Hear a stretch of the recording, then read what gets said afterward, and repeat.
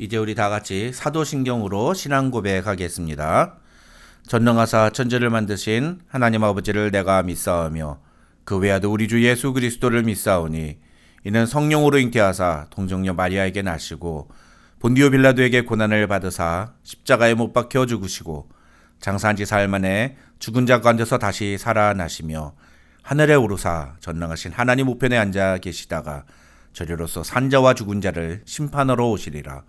성령을 믿사오며 거룩한 공회와 성도가 서로 교통하는 것과 죄를 사하여 주시는 것과 몸이 다시 사는 것과 영원히 사는 것을 믿사옵나이다.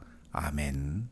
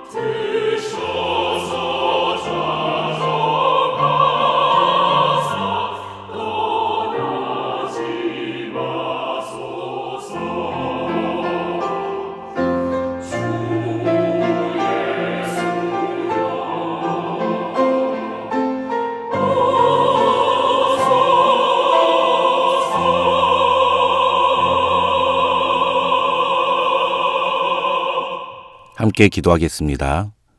하나님 아버지 감사합니다. 오늘도 우리에게 귀한 시간 허락하여 주시고 수요 강단으로 함께 모일 수 있도록 은혜 주심을 감사합니다. 하나님 아버지, 지난 9주 동안 우리가 이기는 교회 시리즈를 통해 소아시아 7교회를 살펴볼 수 있도록 허락해 주심을 감사합니다. 오늘은 라오디게아 교회 세 번째 시간으로 우리가 함께 이 시간을 살펴보고자 합니다. 오늘도 주님께서 우리에게 주시는 말씀을 귀담아 듣고 그 말씀을 통해 우리가 변화되는 은혜를 경험하게 도와주시옵소서. 매 시간마다 하나님께서 부어주신 은혜가 너무나 크고 놀라움을 고백합니다. 하나님, 이것이 그냥 흘려 지나가는 시간이 아니라 우리의 삶 속에 그리고 또 우리 교회에 귀한 변화의 시간이 될 수 있도록 하나님 은혜를 베풀어 주시옵소서. 사모하는 심령이에 주께서 큰 은혜로 채워주실 줄로 믿습니다. 감사드리며 예수님의 이름으로 기도드립니다. 아멘. 이제 우리 하나님의 말씀 살펴보겠습니다. 오늘 우리가 읽을 하나님의 말씀은 요한계시록 3장 20절 말씀입니다. 요한계시록 3장 20절 말씀 한 절만 함께 읽겠습니다. 다 같이 읽겠습니다. 시작. 볼지어다 내가 문 밖에 서서 두드리노니 누구든지 내 음성을 듣고 문을 열면 내가 그에게로 들어가 그와 더불어 먹고 그는 나와 더불어 먹으리라. 아멘. 함께 읽은 본문 말씀 가지고 우리 라오디게아 교회 세 번째 문제에 대해서 함께 살펴보겠습니다. 우리는 이제까지 라오디게아 교회에 있었던 세 가지 문제 중에서 두 가지 문제를 다루었습니다. 라오디게아 교회의 첫 번째 문제는 차지도 않고 뜨겁지도 않은 미지근한 정체성으로 말미암아 더 이상 교회로서의 가치가 없어진 라오디게아 교회 교인들의 신앙 모습이었습니다. 여기서 미지근한 신앙이란 혼합주의와 세속주의에 물든 것을 의미한다고 말씀드렸습니다.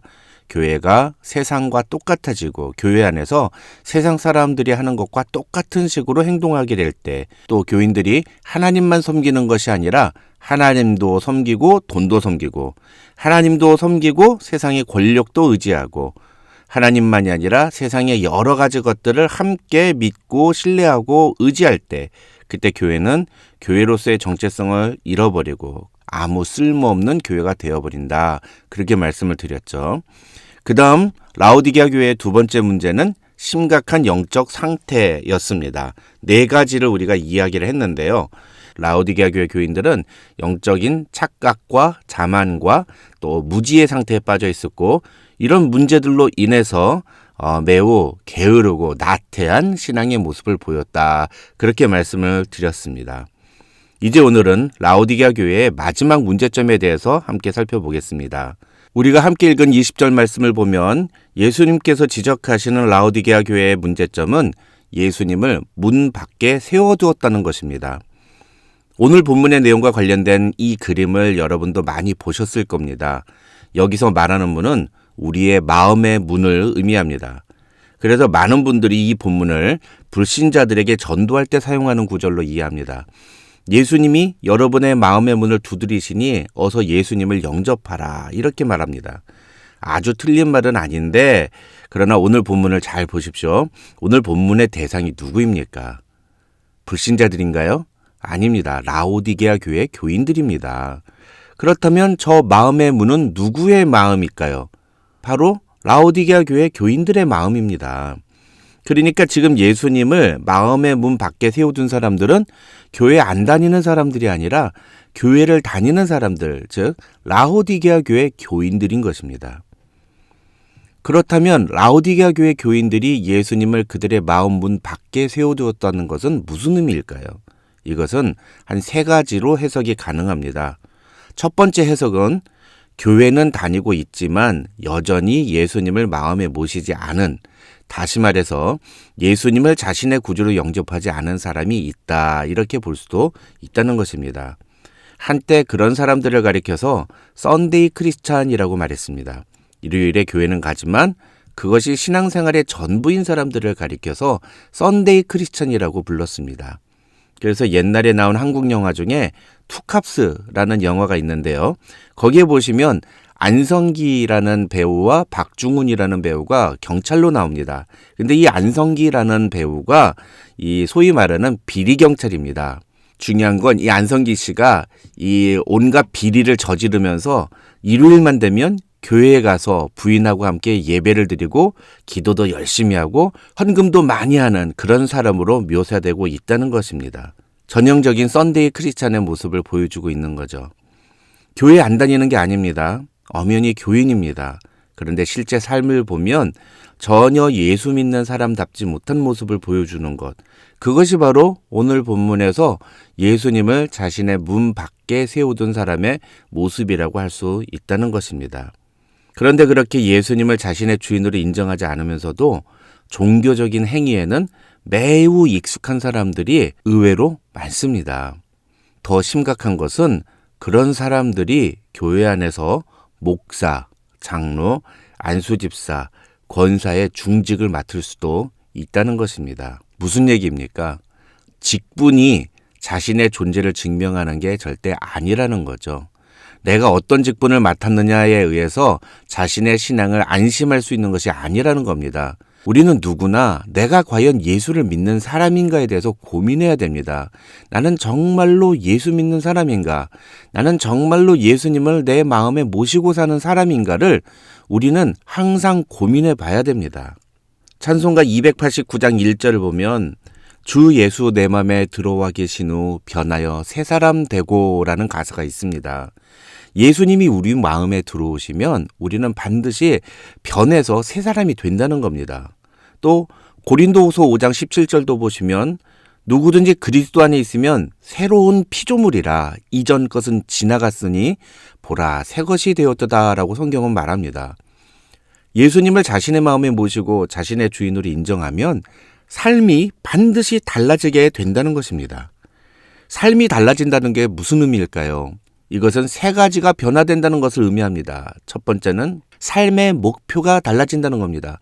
내가 이제부터 무엇을 위해 살 것인가가 세상 사람들과 달라야 한다는 거죠. 두 번째는 가치가 달라집니다. 세상을 살아가면서 무엇이 정말 중요한가? 이 가치는 선택과 연결이 됩니다. 내가 중요한 것을 먼저 선택하게 되어 있습니다. 그러니까 우리의 가치가 달라진다는 것은 우리가 무엇을 선택할 것인가가 달라진다는 의미입니다. 마지막으로 달라지는 것은 우리가 어떤 사람들을 대하거나 어떤 상황에 직면했을 때 우리가 예수님을 모시고 예수님을 나의 구주로 인정하게 되면 그때 나오는 태도가 달라지게 됩니다. 예수 믿는 사람은 이 세 가지 삶의 목표와 삶의 가치와 삶의 태도가 세상 사람들과는 분명히 달라져야 한다는 것입니다. 그런데 교회는 다니지만 여전히 이 세 가지가 세상 사람들과 다르지 않다면 목사라고 직분은 받았는데 장로라고 교회에서 사역을 하는데 안수집사, 권사라고 사람들이 불러주기는 하는데 여전히 우리가 예수님을 우리 마음에 모시지 않고 내가 원하는 것을 하고 세상 사람들이 중요한 것들을 나도 함께 선택하고 세상 사람들이 보여주는 태도대로 나도 행동한다면 그렇다면 그 사람은 어떻게 예수를 믿는 사람이라고 말할 수가 있겠습니까? 그런 사람들을 향해 예수님은 내가 문 밖에 서서 두드리노니 누구든지 내 음성을 듣고 문을 열면 내가 그에게로 들어가 그와 더불어 먹고 그는 나와 더불어 먹으리라고 말씀하십니다. 라오디게아 교회 교인들은 예수 믿는 사람입니까? 예수 믿지 않는 사람입니까? 아마도 그들은 스스로 예수 믿는 사람이라고 생각했을 겁니다. 하지만 오늘 본문에 의하면 그런 라오디게아 교회 교인들은 정작 예수님을 마음 안에 모시지 않고 문 밖에 세워두는, 다시 말해서 기독교라는 종교는 갖고 있지만 예수님을 나의 구주로 영접한 것은 아닌 그런 신앙인의 모습을 보여주었던 것입니다. 둘째로 이 말씀은 예수님에 대한 우리의 태도를 의미한다고 해석할 수도 있습니다.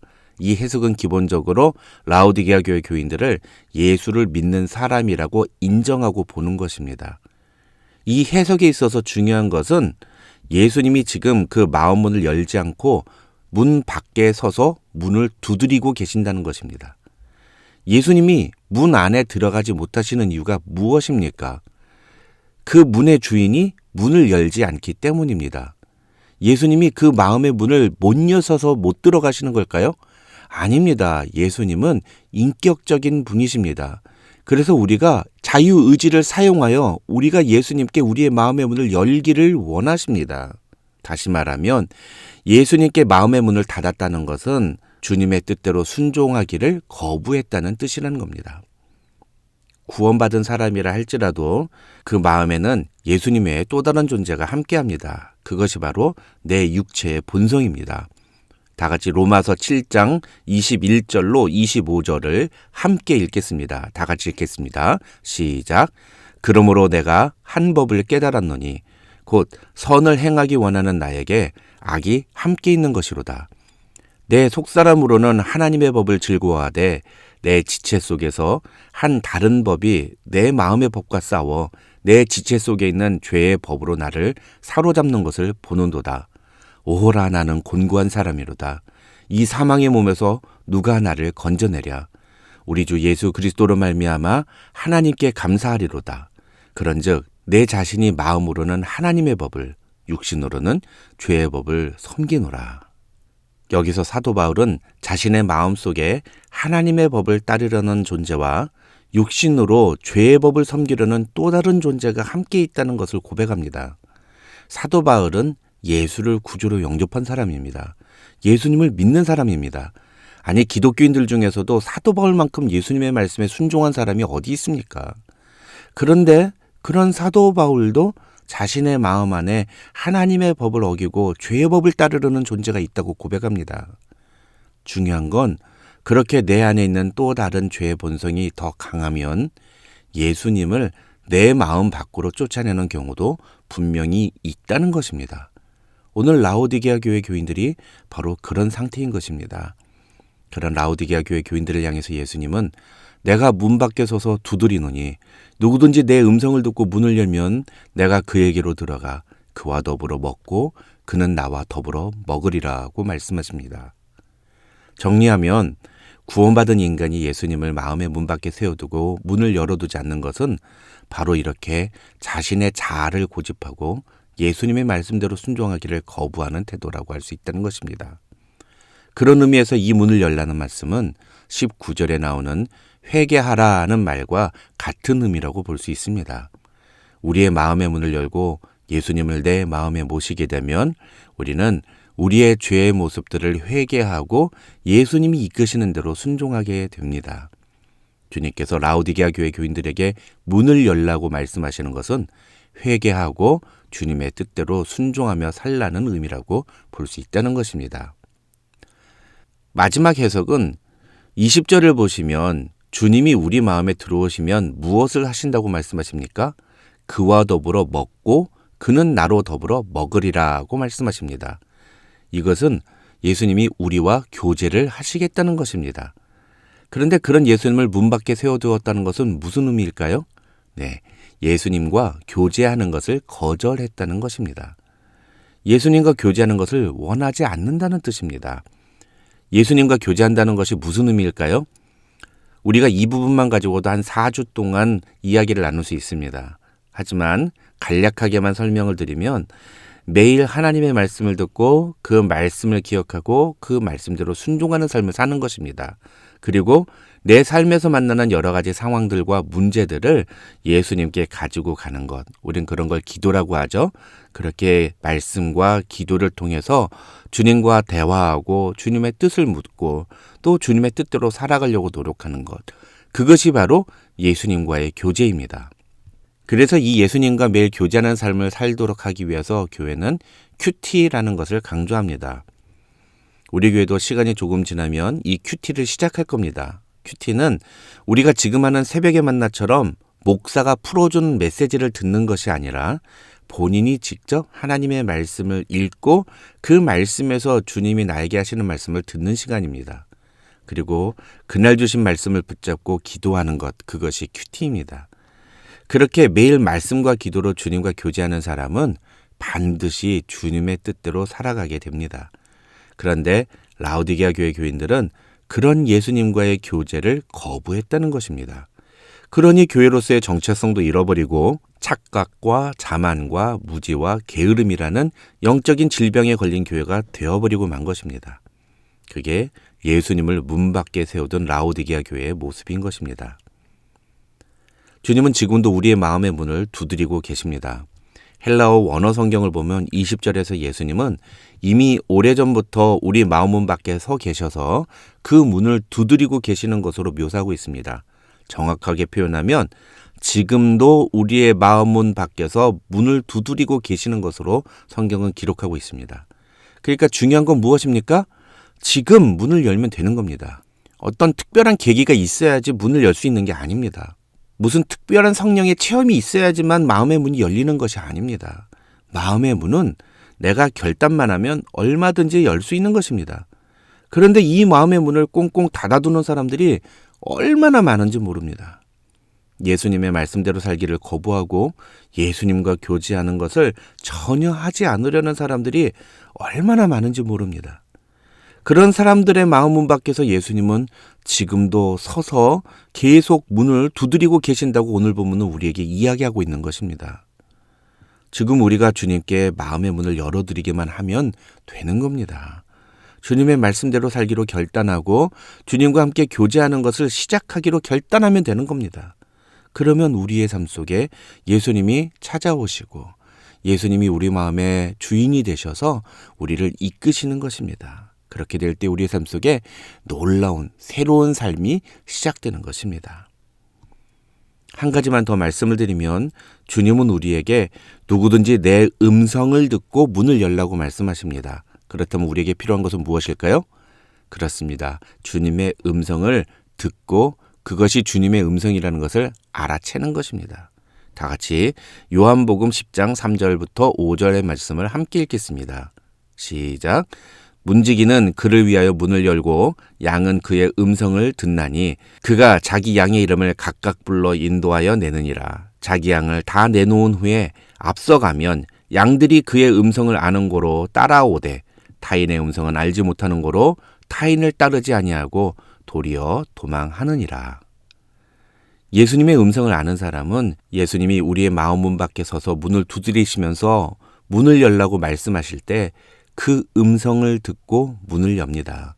어쩌면 지금 이 시간 주님께서는 여러분의 마음 가운데 오늘 이 말씀을 통해 문을 열라고 말씀하실 수도 있습니다. 그러나 예수님의 음성을 알지 못하는 사람은 그러한 예수님의 음성을 알아채지 못합니다. 그래서 문을 열지 않습니다. 이런 설교를 듣고도 문을 열지 않게 되는 거죠. 그런데 주님이 우리의 마음문 밖에서 우리의 이름을 부르시면서 문을 열라고 문을 두드리신다는 사실을 아는데도 문을 열지 않는다면 그런 사람은 도대체 어떻게 이해해야 할까요? 오늘 라오디게아 교회의 세 번째 문제점에 대해서 예수님은 뭐라고 말씀하십니까? 문을 열라고 말씀하십니다. 마음의 문을 열어라. 그래야 나를 너의 주인으로 인정하고 내가 기뻐하는 뜻대로 순종하며 살아라. 나와 함께 교제하자. 그래서 승리하는 교회가 되라. 주님은 오늘도 우리에게 이런 말씀을 주시는 것입니다. 우리는 지금도 우리의 마음 문을 두드리시며 우리에게 말씀하시는 주님의 음성을 들어야 합니다. 그 음성을 알아야 합니다. 주님의 음성을 모르면 주님의 양이 아닙니다.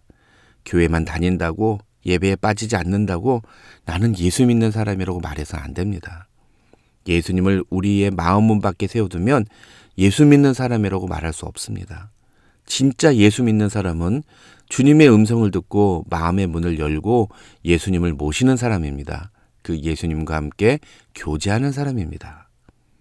삶의 모든 순간마다 주님을 바라보고 주님의 뜻대로 순종하는 사람이 진짜 예수 믿는 사람이라고 할 수 있습니다. 우리 은혜와 진리 장로교회에 속한 모든 교우들은 그렇게 주님과 함께 교제하며 주님을 주인으로 인정하는 승리하는 교회가 되시기를 주님의 이름으로 축원합니다. 함께 기도하겠습니다. 하나님 아버지 감사합니다. 오늘도 우리에게 귀한 말씀 주심을 감사합니다. 오늘 라오디게아 교회의 세 번째 문제를 통해서 우리에게 말씀하시며 우리의 마음의 문을 두드리시는 주님을 알게 해주시니 감사합니다.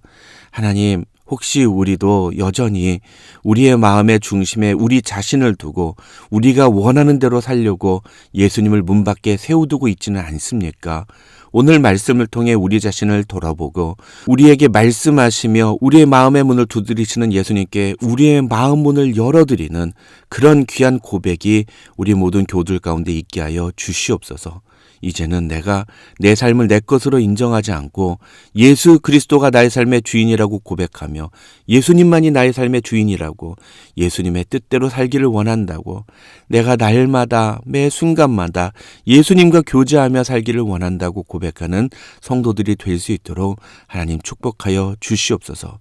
그래서 이 말세에 참으로 혼탁한 이 시대, 교회 같지 않은 교회들이 너무나 많아지는 이 시대에 우리 은혜와 진리 장로교회는 정말 소수의 인원이 모였지만 진정한 예수 그리스도의 제자들이 모인 공동체, 그리고 이 땅에서 예수 그리스도의 제자로 살아가는 예수님의 제자들이 모인 공동체가 될 수 있도록 하나님 축복하여 주시옵소서. 감사드리오며 예수님의 이름으로 기도드립니다. 아멘.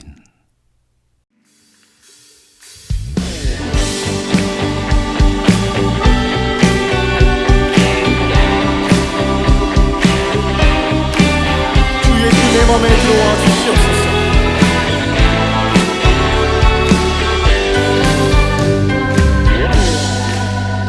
주 예수 내 맘에 들어와 계신 후 변하여 새 사람 되고 내가 늘 바라던 참빛을 찾은 곳 주 예수 내 맘에 오심.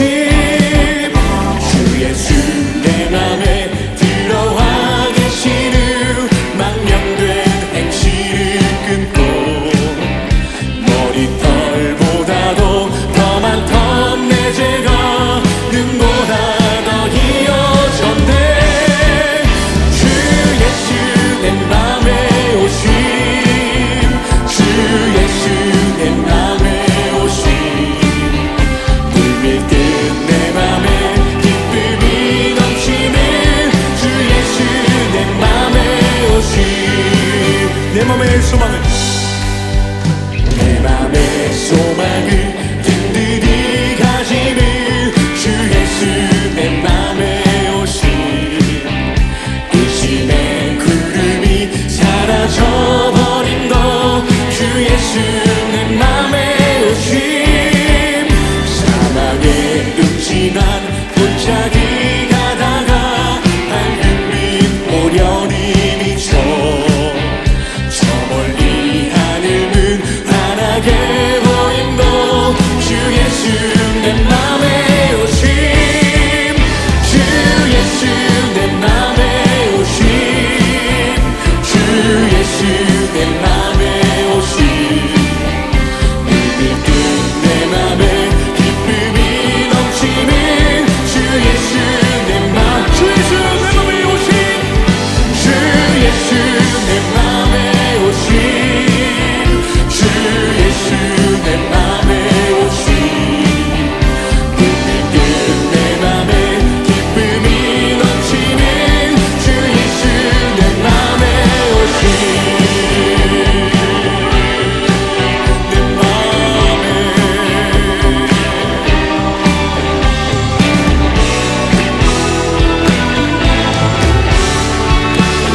내가 저 천성에 올라가 내가 저 천성에